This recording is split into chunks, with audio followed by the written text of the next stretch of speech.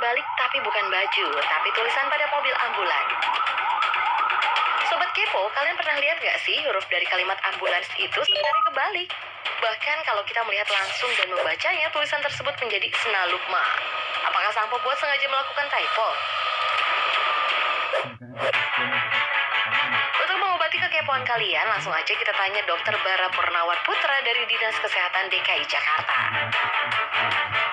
Ya, Sobat Kepo, pada tahu nggak kenapa sih tulisan ambulans ini terbalik? Untuk memberitahu pengemudi di depan ambulans bahwa di belakang ini sedang ada ambulans. Jadi pengemudi di depan ambulans, begitu kita menyalakan sirine dan rotator, dia akan melihat ke spion. Nah, di spion itulah terlihat dan terbaca jelas tulisan ambulans. Pada prinsipnya, sifat bayangan kaca spion seperti cermin datar pada umumnya, yakni maya dan terbalik. Artinya, bayangan yang terpantul dari cahaya di posisi kiri bisa terlihat berada di sebelah kanan. Begitu pula sebaliknya. Begitupun dengan sejarahnya. Kehadiran ambulan tidak lepas dari peristiwa kelam peradaban manusia, apalagi kalau bukan perang dunia. Ambulans dulunya berbentuk kereta dan ditarik oleh kuda loh Sobat Kepo. Sekitar tahun 1899 sudah mulai ada ambulans bermotor di dunia. Pertama itu di Amerika. PMI pada tahun 1945, Presiden Soekarno memerintahkan agar dibentuk Badan Palang Merah di Indonesia. Nah, tahun 17 September 1945 berdirilah PMI di Indonesia. Tentunya dengan perlengkapan ambulansnya juga. Dalam satu unit mobil ambulans bisa terdiri dari seorang driver, perawat, atau seorang dokter. Bahkan seorang driver juga harus memiliki kemampuan khusus loh Sobat Kepo. Nah, untuk ambulans itu sendiri ada medis dan non-medis. Yang non-medis itu misalkan pengemudi ya. Nah, pengemudi itu harus ada pelatihannya juga tentang basic life support atau kemampuan menangani kegawat daruratan, tapi yang bagian dasarnya ya pengetahuannya. Itu harus basic life support. Yang kedua adalah defensive driving.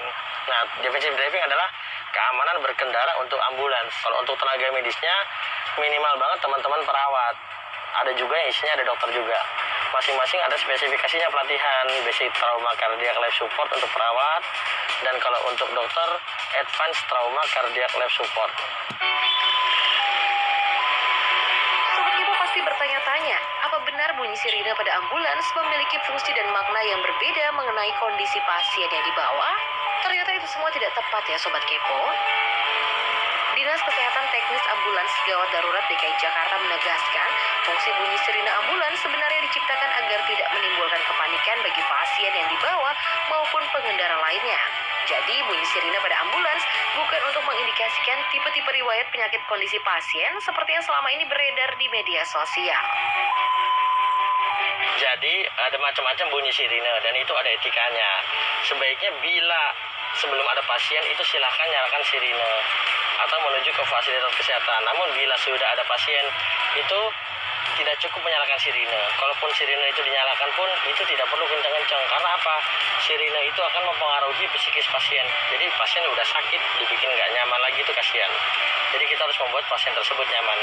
Yang penting masyarakat tahu bahwa ambulans itu akan lewat dengan lampu rotari dan klakson aja cukup. Kita seragam ambulans gawat darurat DKI Jakarta itu pakai bunyi halo. Nah, seperti ini bunyi halo ya. Satu lagi nih Sobat Kepo, ternyata ambulans gratis yang dimiliki oleh Dinas Kesehatan DKI Jakarta tidak hanya mobil saja loh, melainkan ambulans motor. Eits, tapi jangan salah ya, ambulans motor ini bukan digunakan untuk mengangkut pasien, tapi untuk memberikan pertolongan pertama bagi pasien yang tempatnya tidak bisa dijangkau oleh ambulans mobil. Bagaimana Sobat Kepo? Sekarang kita jadi paham kan kenapa huruf pada mobil ambulans terbalik? Bukan typo ya, apalagi salah ketik.